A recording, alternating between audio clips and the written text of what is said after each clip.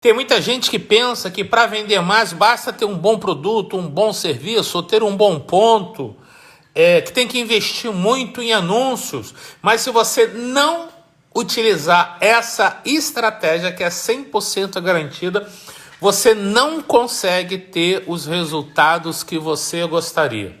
Tem muita gente que esquece do cliente. Eu falei muito sobre isso na aula agora há pouco, que a gente fez para os nossos alunos do Venda Turbinada VT7. Tem pessoas que acreditam, eu vou dizer para você, os treinamentos que eu assisti no passado, os treinamentos que existem, a maior parte dos treinamentos que existem no mercado, são todos focados em vender produto e serviço. E a maior parte das pessoas esquece do cliente. É o cliente que quer comprar. Se você não entende o que o cliente quer ouvir para tomar a decisão de compra, ele não vai querer comprar com você. E aí teve um caso lá, um dos nossos alunos, o Vicente é empresário, e o Vicente até comentou na outra aula ao vivo, comentou nessa aula hoje também, falou: Sérgio, eu tinha preconceito com vendas. Porque no passado, aí quando ele falou isso, eu falei: cara, já sei por quê. No passado, você como consumidor, você teve acesso a... Você foi contactado por vendedores que não pensaram no que era melhor para você.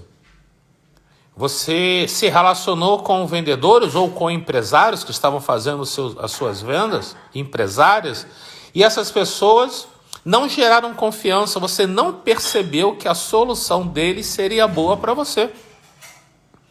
Então, que estratégia é essa 100% garantida?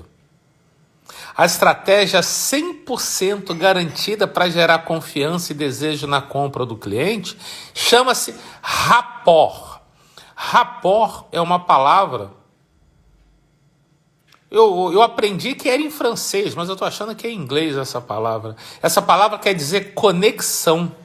Quer dizer o seguinte: quando você se conecta com o cliente, quando você gera rapport, você gera confiança e desejo de compra.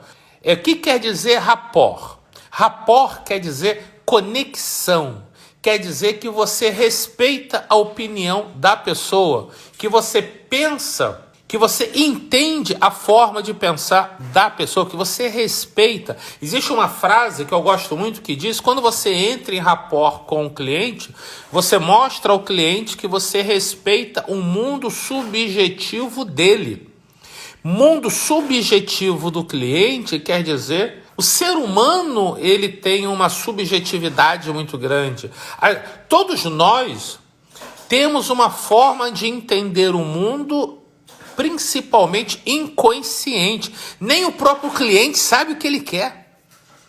Perfeito? Então, quando você se comunica com o cliente, e você usa algumas técnicas que eu vou ensinar aqui agora, gerando esse rapport, é como se você abaixasse os escudos de defesa do cliente.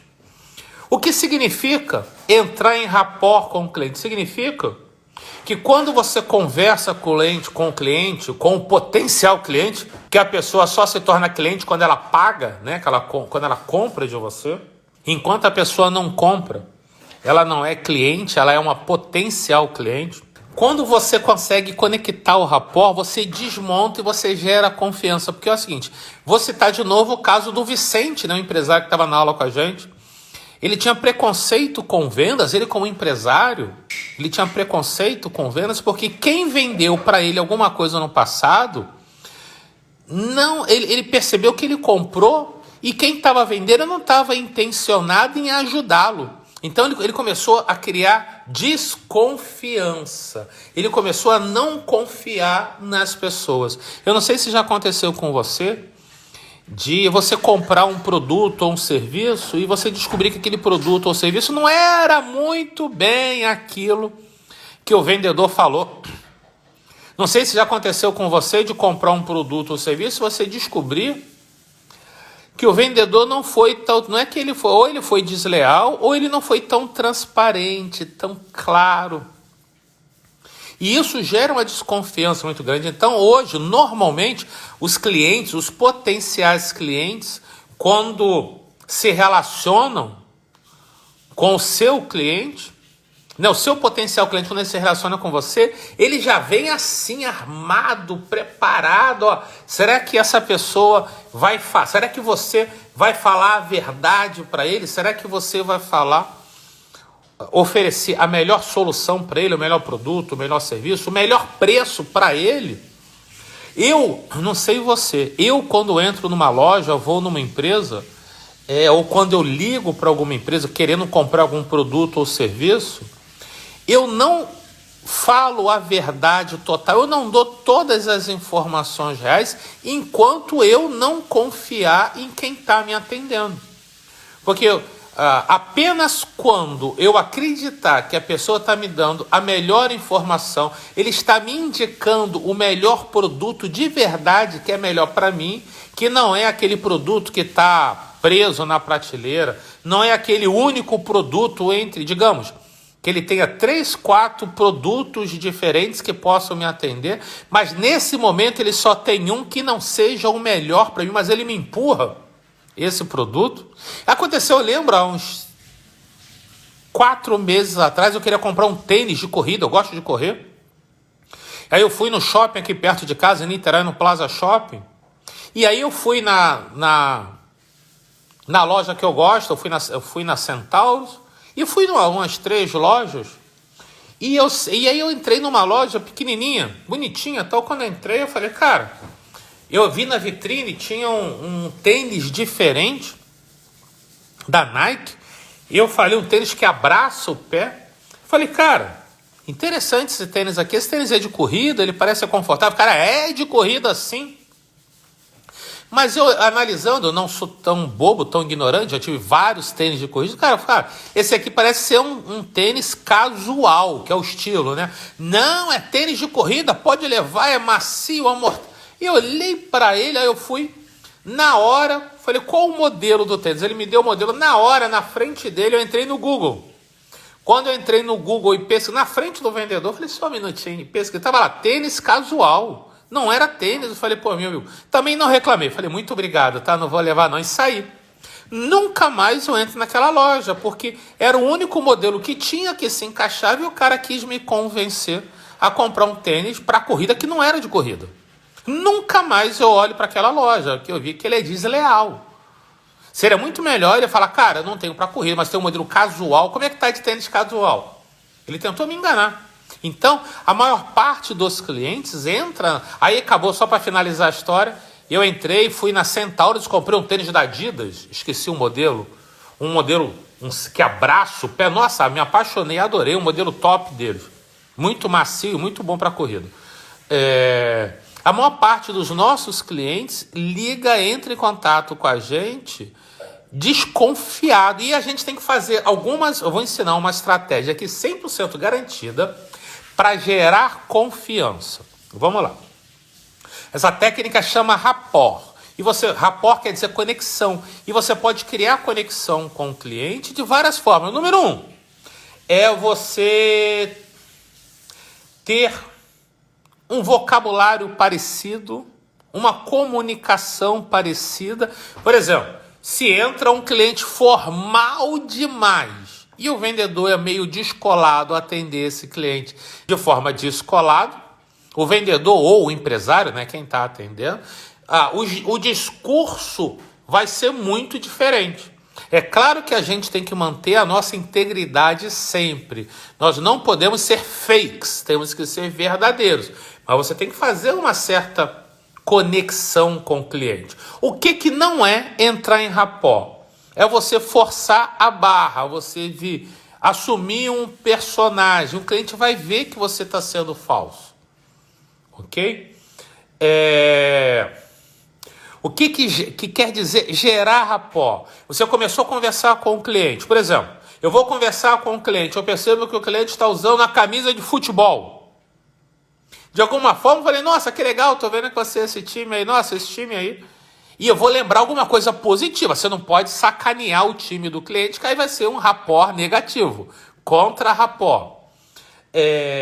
Todas as vezes que eu atendi alguém, quando eu era vendedor, e a pessoa tinha uma criança pequena, um filho, uma filha, eu lembro que eu sempre perguntava, oi, tudo bem? Qual a idade do seu filho? Qual a idade da sua filha? Aí a pessoa falava, eu falei, nossa, a minha filha semana passada também tinha a sua, quando era muito mais jovem que a minha filha. A minha filha semana passada tinha, sei lá, 3 anos que nem a sua. Hoje a minha filha tem 15, 20, sei lá, né? Com o tempo, hoje minha filha tem 23 anos, mas foi, né, amadurecendo. A pessoa ria, o tempo passa rápido, né? Então, quando você tem antecedentes comuns, histórias comuns, outro caso muito importante, o cliente quando tem um problema que ou você vivenciou, ou você tem clientes que vivenciaram esse problema. A pessoa fala assim, caramba, você já passou por isso? Você conhece?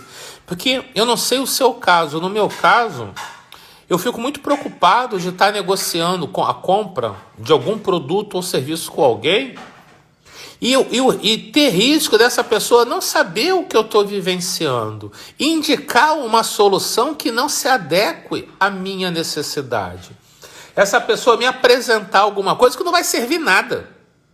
Então, é muito ruim, mas quando eu vejo que essa pessoa sabe o meu problema, quando eu vejo que essa pessoa tem costume de atender clientes com problema igual o meu, cara, isso me dá uma segurança enorme.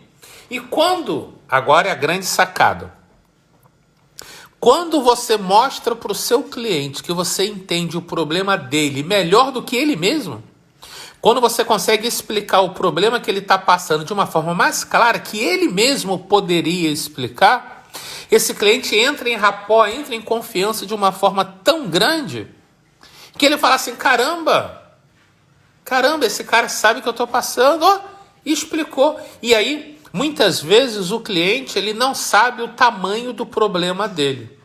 Muitas vezes a pessoa pensa que o problema dele é pequenininho, mas se você perguntar da forma certa, se você... porque o que você não pode, o que é errado, o que não é entrar em rapport, o que é errado? Você chegar pro cara, aconteceu isso, se prepara que vai acontecer mais isso também. A pessoa fala assim, você tá botando praga em mim, cara? Que isso, fala isso não. Então o ideal não é você apontar problemas do cliente. O ideal é você fazer perguntas que permita o cliente refletir sobre outros impactos que a vida dele tem, e ao refletir sobre outros impactos, ele começa a encontrar problemas. Tem muita gente que pensa que o vendedor de sucesso é aquele que fala muito. O vendedor de sucesso, ou o empresário, ou a empresária que vende muito, não é o que fala muito, é o que pergunta certo e ouve muito.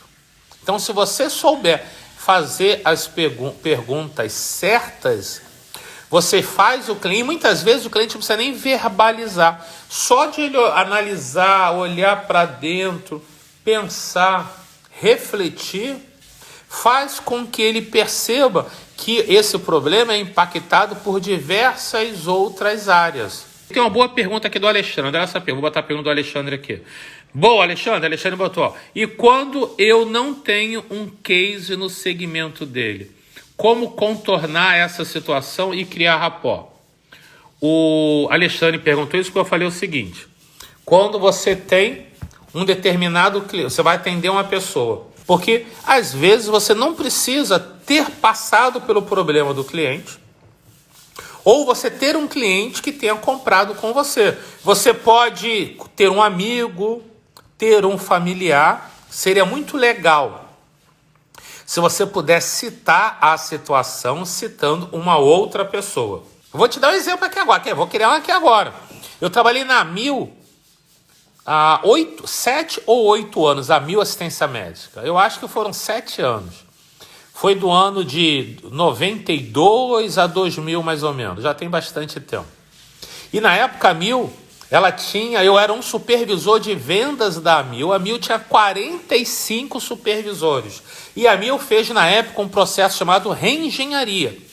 A reengenharia foi uma estratégia de gestão, de reestruturação de processos que aconteceu no final do século passado. Porra, me senti um coroa aqui agora.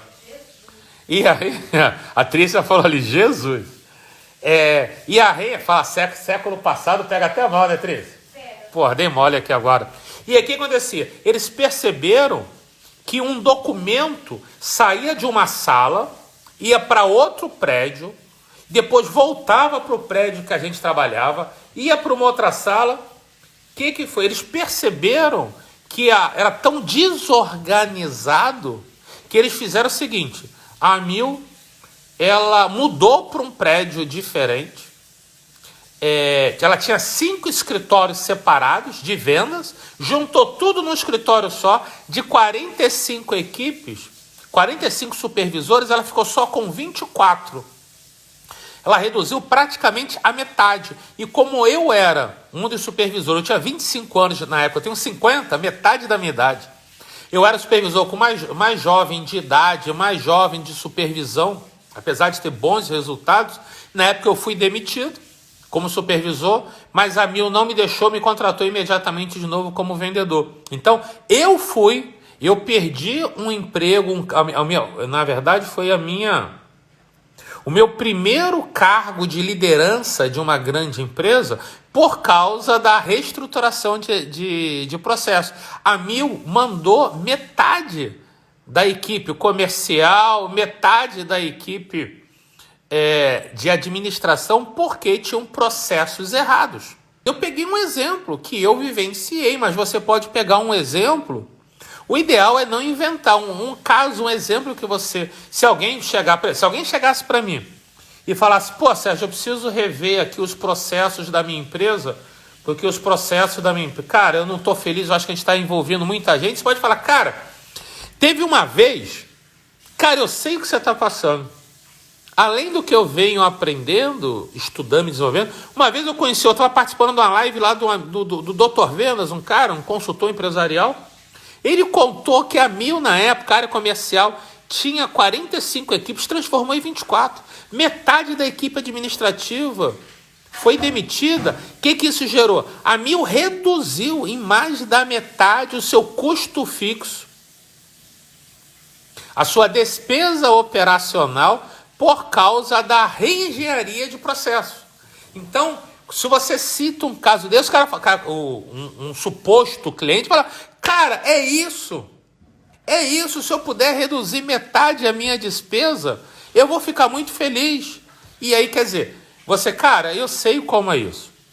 Eu conheço o case, essa é a minha especialidade. E vou dizer mais o seguinte, aí você, olha só o que é entrar em repó. Quando a sua despesa operacional está muito alta, o teu lucro torna-se pequeno. Você está lucrando na sua empresa o que você gostaria? Aí o cliente fala, nossa, eu não estou não. Cara, olha só, isso não é... Me fala da sua empresa, quanto tempo tem, quantos executivos e tal. Não tem lógica. É exatamente isso que a minha empresa faz. Eu sei, mas perceba que eu peguei um exemplo seu, trouxe um caso que aconteceu há 25 anos atrás na minha vida e já vou começar a falar do cliente. Olha, já estiquei o assunto. O problema de despesa alta gera pouca lucratividade. Se tem pouca lucratividade, o empresário, os gestores não ficam satisfeitos, diminui a capacidade de reinvestimento. Entendeu? Então, nesse caso, todas as vezes que nós estamos aqui, que nós entendemos o problema que o cliente está passando, conseguimos explicar com mais detalhes o que o cliente vivencia e fazemos perguntas de uma forma que faz com que a pessoa olhe para dentro, porque o nosso cérebro, ele busca nos proteger. A gente passa a esquecer a maior parte dos problemas. Se o nosso cérebro deixar a gente com todos os problemas aqui na lembrança aqui viva, a gente vai surtar. Então existe a tendência da pessoa esquecer alguns problemas ou ela não conseguir ligar um problema ao outro que é a mesma origem que a pessoa tem. Ok? Então quando você consegue entender o que a pessoa tá, e você consegue fazer isso através de pesquisas. Ok? E aí, então vamos lá. Você, quando a pessoa fala, você faz perguntas para o seu cliente ideal ele te responde. Você faz outras perguntas aprofundando o problema. Uma coisa que eu sempre defendo é, se você fizer perguntas inteligentes ao cliente baseado no problema dele, se as perguntas forem inteligentes, você não precisa nem responder, só se você perguntar de forma inteligente, o cliente fala assim, cara, é isso aí, poxa, você conhece bastante, hein? Você só fez as perguntas certas. E aí quando você faz as perguntas certas, a pessoa olha para dentro, eu chamo de cavar. É como se você cavasse dentro da pessoa. Você obriga a pessoa a olhar. Aí, por exemplo, nesse caso aqui do Alexandre, me diga o seguinte, você está com... os seus processos estão desorganizados. Cara, sim. Se os seus processos não estão organizados, a sua despesa operacional deve estar alta, não é? O cliente é. Se a sua despesa está alta, você está diminuindo a sua lucratividade, provavelmente. É isso que está acontecendo? O cliente é isso. Eu estou lucrando pouco, minha despesa está muito alta, eu acho que pode melhorar. E normalmente, eu não sei se é o seu caso, quando a lucratividade está baixa, a capacidade de reinvestimento se torna pequena. E aí a empresa fica com pouco capital de giro, e acaba dificultando o crescimento. Isso está acontecendo com você? O grande, cara, isso está acontecendo comigo. Cara, tu conhece o que está acontecendo comigo? E isso quer dizer, na entrelinhas, pô, se você conhece o que está acontecendo comigo, você consegue me ajudar. Você consegue resolver o meu problema. E isso gera uma confiança no cliente. O cliente fala assim, porra, até que enfim eu estou conversando com alguém que sabe o que eu estou passando. E quando você entra em rapport, quando você entra em conexão, essas são algumas, tem várias outras técnicas. Porque vamos lá, quando você consegue fazer perguntas e criar pontos de conexão com o cliente, porque vamos lá, quem toma a decisão de compra não é o racional, é o emocional. Quem quer comprar, quem quer eliminar dores, o que é dor? É uma situação ruim que incomoda, é uma dor psicológica. O que é a dor do cliente? É uma situação ruim, psicológica, que incomoda ele hoje. O que é medo? Medo é uma coisa ruim que seu cliente não quer que aconteça no futuro. Dor e medo, dor é uma coisa ruim agora e medo é uma coisa ruim no futuro, que possam ser solucionadas pelo seu produto ou pelo seu serviço. Quais são as dores do meu cliente ideal? É o empresária que está vendendo menos do que gostaria, não está levando o dinheiro para casa que gostaria, tem um sentimento que trabalha demais e não consegue lucrar, trabalha muito, e aí olha para sua casa e fala, porra, eu trabalho tanto, não levo para casa tanto dinheiro quanto eu gostaria. Percebe que virou empregado na própria empresa. Essas são as dores do meu cliente. Quais são os medos do meu cliente? Medo da empresa quebrar, medo de assumir dívida, medo de decepcionar as pessoas que confiaram nela, medo de ser apontado na rua como alguém fracassado, medo de virar empregado dos outros e ter que tomar ordem de patrão. Quem virou empresário não quer mais isso, ele tem esses medos. Então, sabendo disso, os meus treinamentos online eliminam esses medos. Por isso que os meus treinamentos geram resultado rápido. Nos meus treinamentos eu ensino como dobrar as vendas. Aqui eu estou ensinando algumas das técnicas que eu ensino nos meus treinamentos online. Aí você pergunta, mas doutor, vendas? Sempre tem aluno meu aqui. Por que os seus alunos dobram as vendas rápido? Por que eles aumentam as vendas rápido? Porque o meu aluno entende o que o cliente quer ouvir para tomar a decisão de compra. E uma das formas de descobrir o que o cliente quer ouvir para tomar decisão de compra é entender a forma de pensar do cliente. E o rapport é uma delas, criar essa conexão. Que quando você entende o que o cliente está vivenciando, porque o que eu estava falando aqui, o processo de compra é puramente emocional. Não é racional. A pessoa quer eliminar uma dor, um medo que está incomodando ela, ou quer conquistar um desejo e um sonho. Desejo é uma coisa boa que ela não tem, mas ela quer agora, e sonho é uma coisa boa que ela quer no futuro. Então, o emocional do seu cliente quer eliminar dores e medos que ele tem e quer conquistar desejos e sonhos. Se você não sabe quais são as dores, medos, desejos e sonhos, você está vendendo 10% do que você poderia vender. Se você não sabe quais são as dores e medos, desejos e sonhos, e se você não sabe como entrar em rapport, como gerar confiança, gerar conexão a ele, quer dizer que você está vendendo para o racional do cliente. E o racional compra muito pouco. O processo de decisão de compra, o processo decisório é baseado no emocional. Então, o emocional, ele quer eliminar dor e medo ou quer conquistar sonho e desejo. Aí o emocional fica assim, nossa, eu vou comprar esse negócio, eu quero comprar. Só que o emocional já entendeu que se ele tomar a decisão de compra sozinho, ele faz besteira. Ele se empolga e faz besteira. E aí, o emocional fala assim para o racional. Isso acontece aqui de forma inconsciente dentro da cabeça do seu cliente. O emocional fala para o racional. O racional, olha só, cara, eu quero comprar esse negócio, não estou aguentando mais perder venda, não estou aguentando mais passar esse problema, não quero ter risco de quebrar, não quero ter risco de dívida, vamos comprar esse treinamento aí do Dr. Venda, vamos comprar. Aí o racional, ele toma duas posturas, ou uma ou outra. Primeiro ponto, ele vai buscar objeções, ele vai analisar, cara, quais são os motivos para não comprar. Porém, se eu tiver numa apresentação de vendas, eu já vou vir eliminando as objeções antecipadamente. Eu ensino isso aos meus alunos. Você tem que saber pesquisar as objeções de compra do cliente e eliminar essas objeções de compra antes que elas se instalem na mente do cliente. Por exemplo, se eu estivesse aqui fazendo uma apresentação de venda do meu treinamento, eu falaria, olha só, e o método funciona tanto que eu dou garantia. O aluno, ele se inscreve, ele tem 7 dias para entrar na área de aluno, ver o treinamento, ver, gostar, assistir várias aulas, fazer várias atividades. Se por alguma razão ele não gostar, ele não se identificar comigo, ele pede a garantia e eu devolvo o dinheiro dele e a gente continua amigo. Então essa é uma forma, eu falo isso no começo. Aí tem gente, uma outra objeção dos meus alunos é, mas será que esse método funciona para produto, para serviço? E quando eu estou fazendo uma oferta, uma aula que vai ter venda, eu falo, cara, e vou dizer o seguinte, eu tenho depoimentos, mais de 200 depoimentos em vídeo. Se fosse uma página de venda, eu já botava um depoimento do aluno dizendo que a venda mais do que dobrou.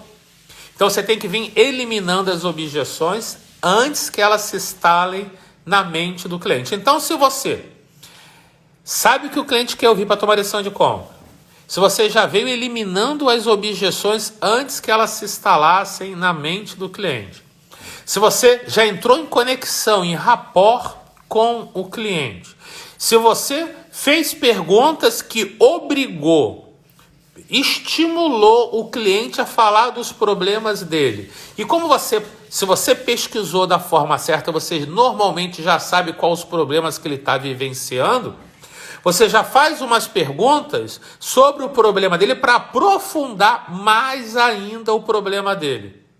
Aí você demonstra conhecimento no problema do cliente. Porra, caramba, esse cara sabe o que eu estou falando, esse cara até me entende.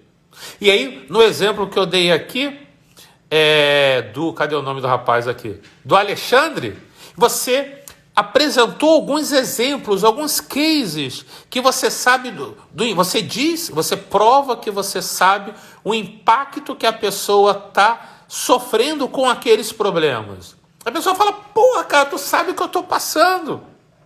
E aí, se você entrou em rapport, gerou confiança, a pessoa fala, porra, esse cara conhece o que eu estou passando.